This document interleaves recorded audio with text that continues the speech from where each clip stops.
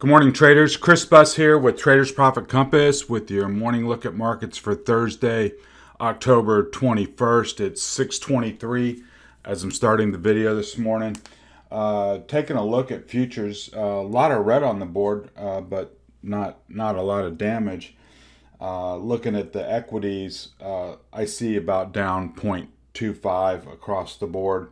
Oil's down 7/10. Nat gas is down 2%, and copper's down 2% as well. So those are healthy pullbacks, and precious metals are flat. Looking over on macro, of course, being Thursday, we've got jobless claims at 8:30. Then we've got the Philly Fed. We've got existing home sales, leading economic indicators. That will be something to pay attention to. We've got nat gas inventories at 10:30, and then we've got an important 5-year TIPS inflation-protected bond auction at 1 o'clock. That'll probably be pretty closely watched with inflation expectations rising, etc. On the earnings front this morning, before the bell, we've got Nucor Steel, AT&T, Crocs. That will be interesting. Shoe company Crocs, Southwest Airlines, Love, Ally Financial. That'll be an interesting one. I expect them to blow it out of the water. Financials have been doing really well in this environment. And then we've got Valero, which is a refiner. I'm going to take a look at that one in the energy space. And then after the bell, we've got Snap, Intel, Chipotle, Olin, Whirlpool, and Sam Adams, which you'll remember last time was a disaster. They've got all these seltzer drinks digging into beer sales, and I guess their offerings didn't really fit the bill last quarter, and they took a big hit. So let's get into the charts. And if you're new here, I think you'll be quite pleased if you run the video at 1.25x on your player. That'll speed through the material a little faster. I'm not the quickest talker in the whole wide world, so I think you'll be pleased with that. And also, if you're new, if you go over in the show notes, there's a link there to register for all my content with your email address. It takes about 10 seconds, but it is a double opt-in. And here's a little extra information about the registration process that will help you through that. You'll be sent a confirmation email, and then you've got to click that before you're all set to go. And also a couple little places you can get a hold of me on the internet. So on the U.S. dollar, we had been in this upward channel, and we just dropped down below, and now we're sitting right here on support at 93.50 with the 50 EMA just below, and then the 200 down here. We've also got a bear cross on momentum, and the RSI is starting to break below 50. I think that's going to have a really big effect. Should that break, weakening dollar, it's going to really, I mean, we're already squarely in scenario 2 right now, which is rising yields. I'll show you that slide next. Falling dollar. Financials have been doing great. Industrials, we know about materials, we know about commodities. Cyclicals are starting to assert themselves. The reopening trades. What we really haven't seen is any kind of wholesale destruction of the FATMAAN names, bubble stocks, the high valuation things. But if, and it's a big if, trying to get my thoughts together, if rates jump into this next regime here above 165 I think that they're going to, once they break above 165 and run to 175, I mean, that was the high end. If you remember back in March of this year, we had that fast run up to 175, and then it had backed off basically the whole year until we bottomed out, and now we're working our way back up. But if you get a breakout above 165 and get a fast run to 175, really above 175, then you're looking at 190. And then, I mean, I think it's game on as far as big headwind towards those high valuation type names. So I've been watching, the ARC complex and some of the other high flyers, Zoom, DocuSign, Roku, some of these ones that have really high valuations. I've just been watching them. I've expected them to trade a little weaker than they have been, but I don't have any skin in the game at this point. But if we see rates really start to rip, that will be a headwind for those bubble names, high valuation names, ARC names, etc.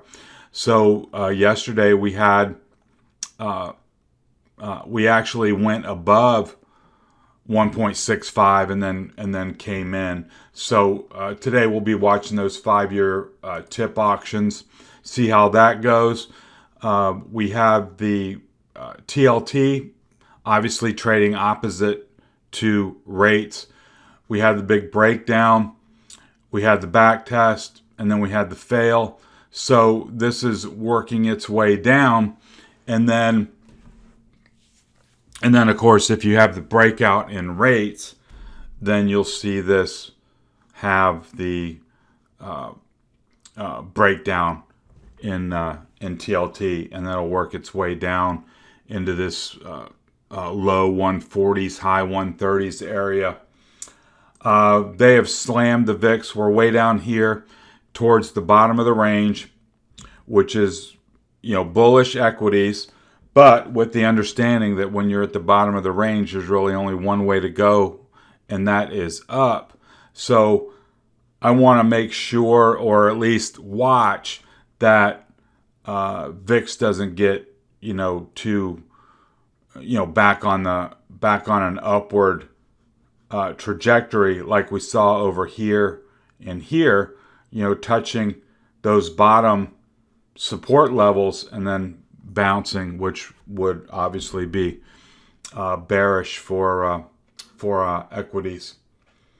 We haven't looked at the percentage of stocks over the 50 lately, so I wanted to pull this up for you.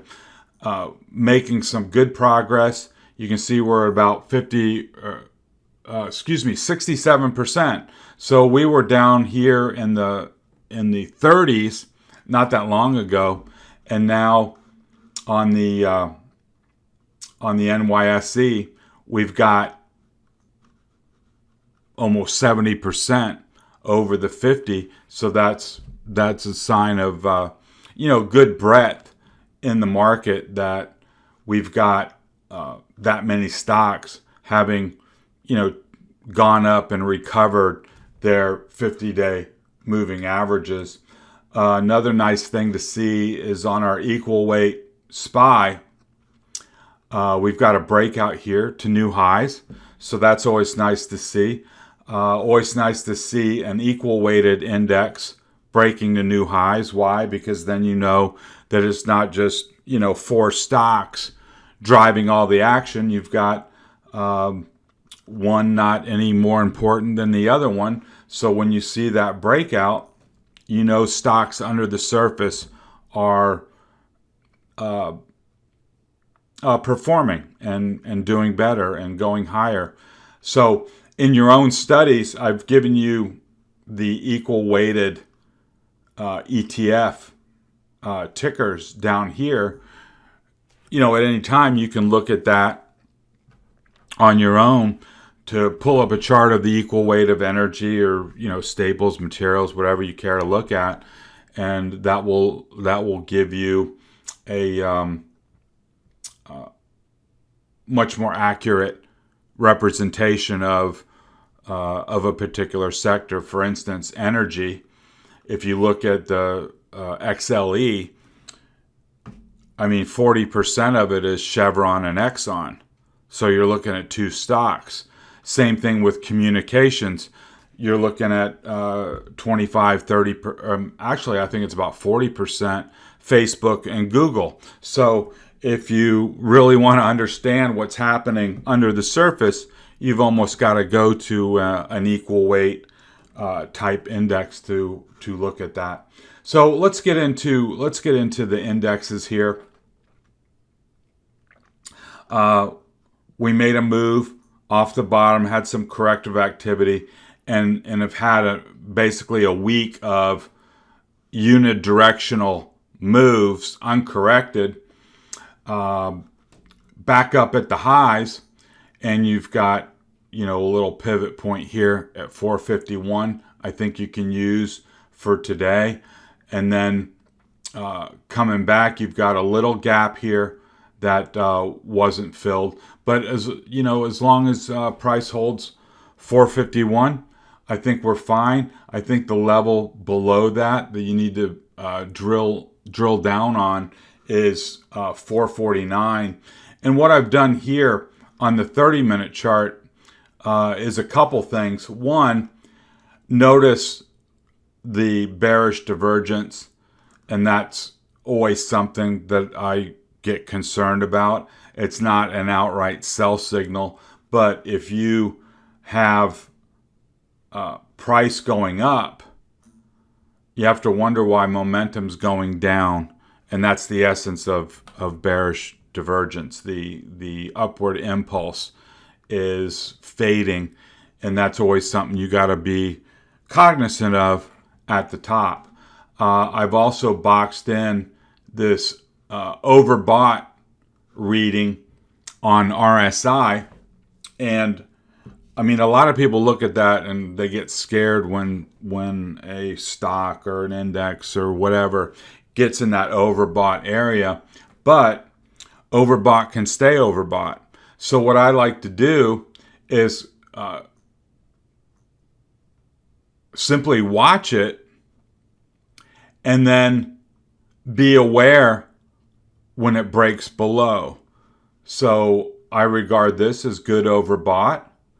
And then if it were to drop below 70, materially, I'm not talking about 69.9, but if you see a trend line break and have this come down with declining momentum, you're most certainly going to see it in price. And, depending on what's going on, you can almost count on some type of corrective activity. So when you see a stock get in that overbought area, you should be excited if you're long, because that means there's steady buying power.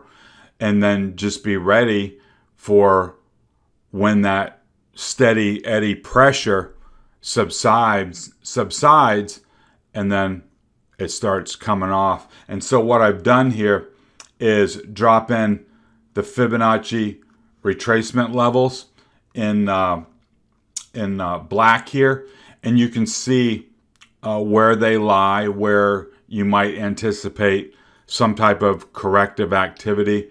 And you can see it comes down here to roughly 445, 444.73 to be exact. So that would be a 38% retracement. And what I like to do, if there does start to be corrective activity, is look for alignment between the Fibonacci retracements and other elements on the chart. For instance, you've got a cluster right in here. For instance, here's the halfback that we talk about all the time, and that aligns really well with a fill of this gap. So if price were to come back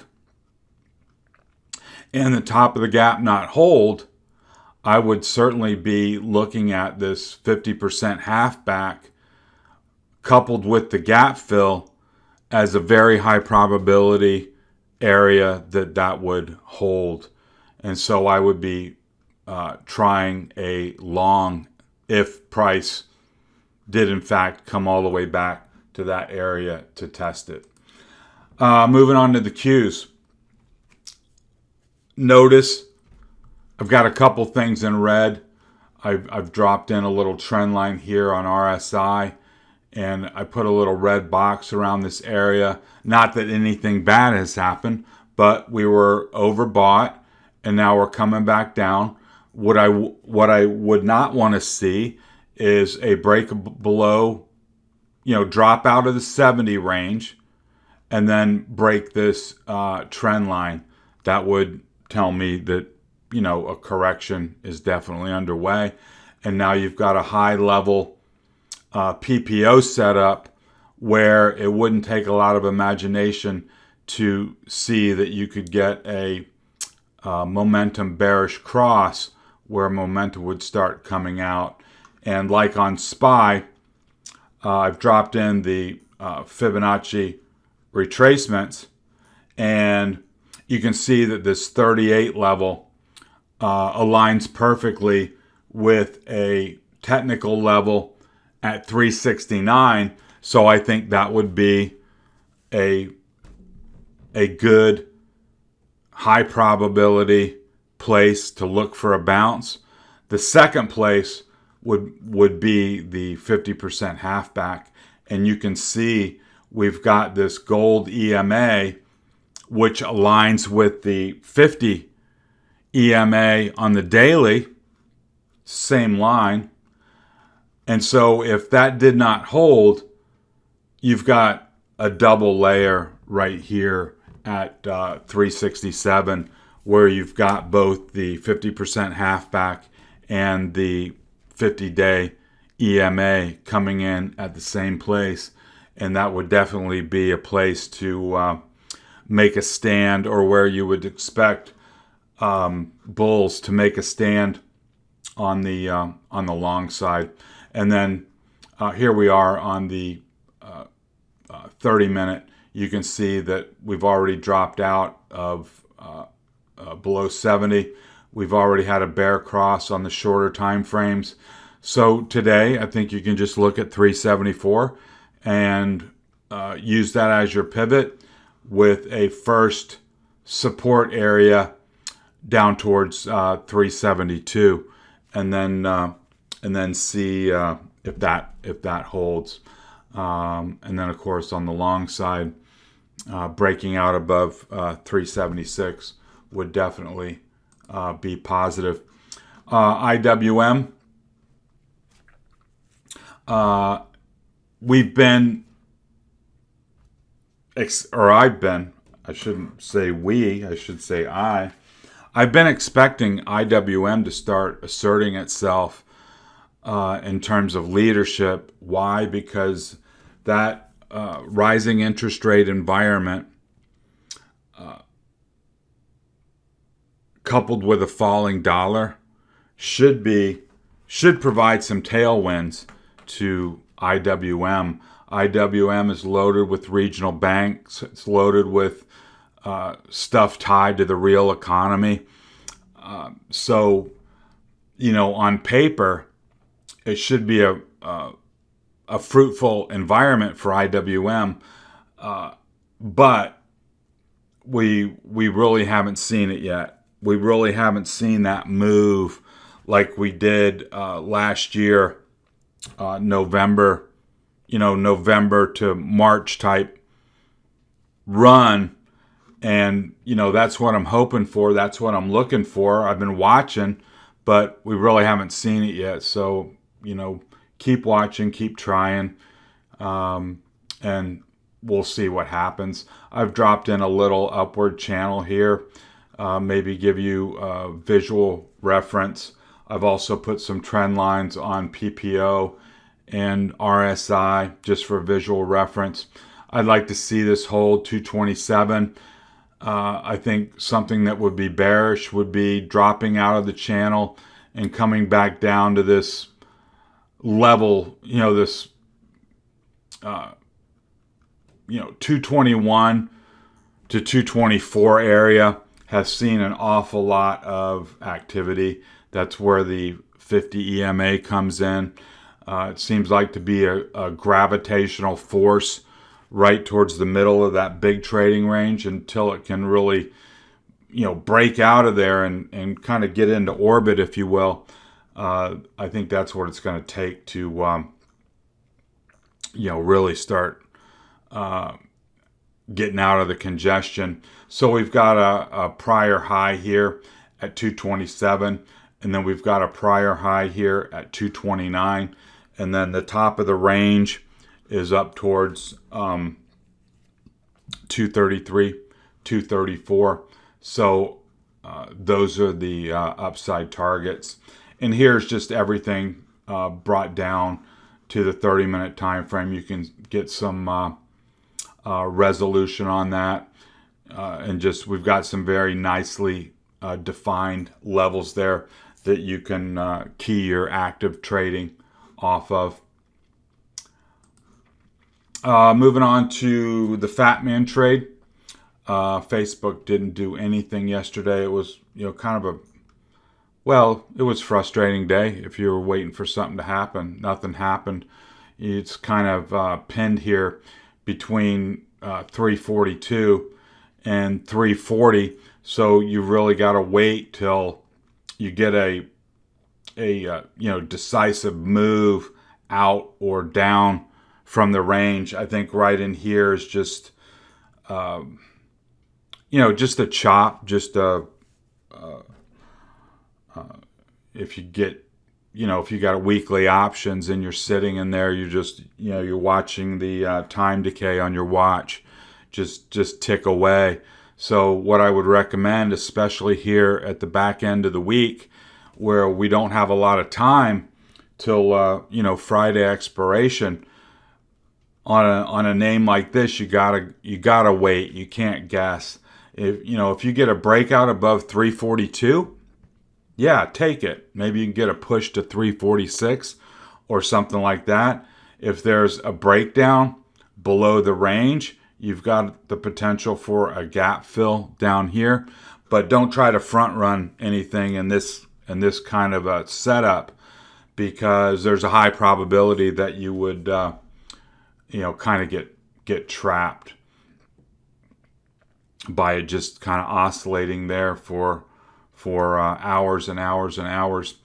Apple, I've dropped in the fibs on a lot of these moves just because they've been quick and for the most part uncorrected. So here today, I think you can continue to use this 148.50-ish area as your pivot, and then right on up, really about $1 separating the individual levels. And if you go back in the chart, you'll see that way back here, back in time, that's where these levels came from. So you want to see price break out above 150 and then go right on up towards the all-time high. I wouldn't be surprised if there's some kind of turbulence to get a little pullback here into 147 or even 145.69 at this 38% level, and then proceed north after that. But when you're trading, always keep in mind what's going on with momentum and RSI. Here you see it drop down below, overbought. Here you see a bearish cross on PPO.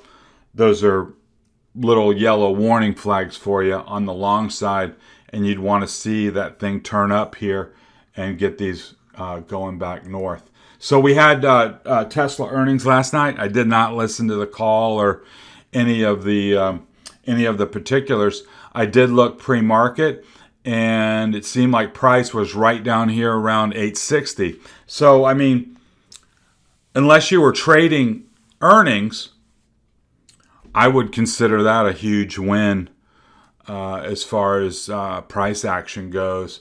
I mean, if you weren't gonna, get a $200 moonshot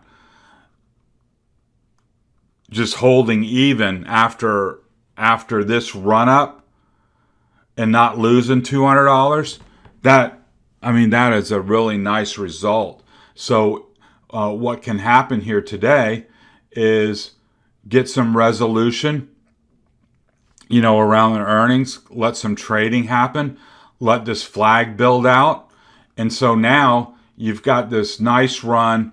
You've got a well-defined bottom of the flag at 860. You got a well-defined top of the flag at 875. And then you can use those levels to position yourself for the next move, whether they be higher or lower. You've got two very well-defined levels right there that you can shoot against. Microsoft didn't do much yesterday. We're in an uptrend. We're sitting here at all-time highs, more or less. I think as far as Microsoft goes, you just got to hold 305. That's the key level. I know if you're long here at 307, you don't want to go down to 305. I get it. But from a technical perspective, if you went down to 305, no technical damage will have occurred. Now, if you go below 305 and drop out of the channel, that's a whole new thing, because 305 was your breakout level, and you want to stay above that in blue sky territory. And I think as long as you do that, Microsoft goes higher. Amazon pulling back a little bit. I dropped in the fibs here for you. You can see, as we've been discussing on the other names, you had a momentum bear cross right here. So momentum's coming out. And you had you had your RSI drop down below 70. So here was the upswing, stayed overbought, and then you dropped down. So right now, what you want to see if you're an Amazon bull is these indicators flatten out and start to turn up. And so we're sitting right here on this support level, 34.10. If you drop down below that, you can see there's not much there to stop it from going down to 33.80. So I think those are your levels there. And then breaking out, if you get above 34.30, I think you can look for 34.60. Google, same kind of analysis. Pulled back into this 28.40. You're right at the pivot point. Anything north of that, I think you can go up to 28.60. But while below, I think you're vulnerable down to 28.10. So got some very, very nice, well-defined levels here to shoot against if you're actively trading Google. And don't forget, and I haven't exactly done this to find the exact dates of earnings.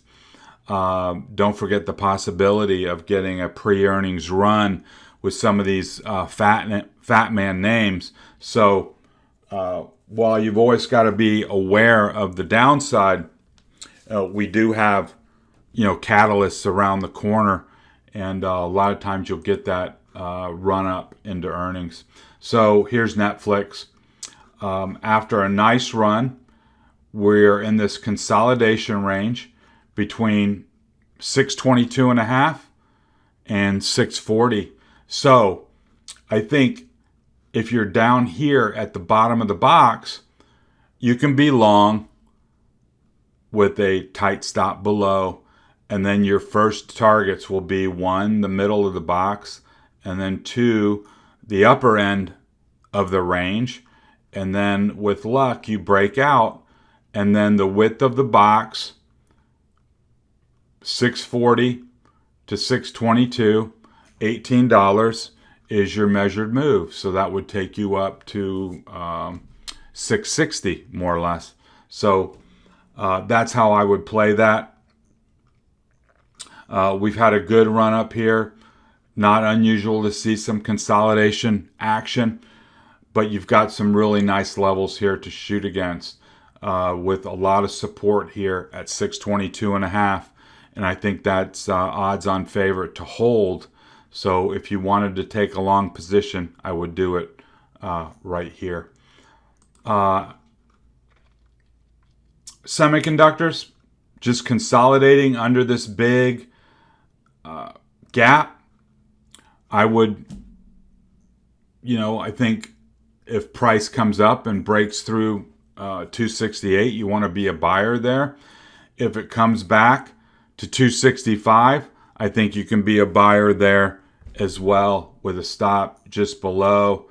And then your first target is the gap, and then your second target is a gap entry and a gap fill coming off of this double bottom low. We've got our target in place up towards 273. And remember, big picture.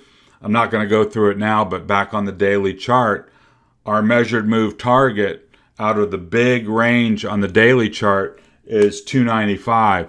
So we still got a good ways to go on that measured move target. And I mean, we've been talking about it for months and months and months, but it still sits out there because at this level, we've broken out again.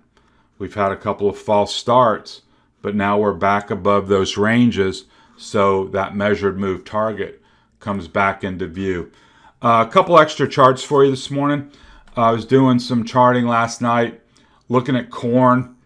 We had a big run up, consolidation triangle, and just yesterday, you can see price has, it's done several things.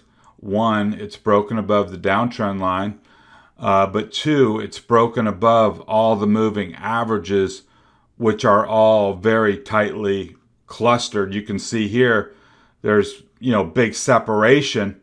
And as this thing has consolidated, you can see that the moving averages have all gotten very tight, very clustered together. That often portends the potential for an explosive move. Think of all those moving averages as springs that are now compressed together. And now price has popped up above this downtrend line. And so I would expect, it's not going to happen overnight. I expect it to go up, back up to the top of the box. You can see that momentum is above the zero line, and RSI has moved above 50. So those things are in its favor. If you didn't want to trade corn, you could certainly take a look at the ETF DBA. DBA is the agricultural ETF that is a combination of corn, wheat, and soybeans. I would imagine that looks a lot like this one. I don't know the specific levels, but if you wanted to get an ag commodity that encompasses, all the grains, that's the one to trade. Also want to bring your attention to Skin, a relatively new company in the beauty care space. It's been on a real nice run, but now it's been consolidating between 24 and 28. What I'd like you to do is set yourself an alarm at 28 and set yourself an alarm at 26. And I think you could buy a pullback into 26 with a stop just below. And I think buying a breakout at 28 would fit the bill. You've got a $4 consolidation. So a breakout above 28 would target 32. And the way this thing has been moving, maybe even much more than that. So let's wrap it up there. This has been Chris Buss with Traders Profit Compass. I hope you enjoyed the analysis. I hope you have a good day of trading, and talk to you next time.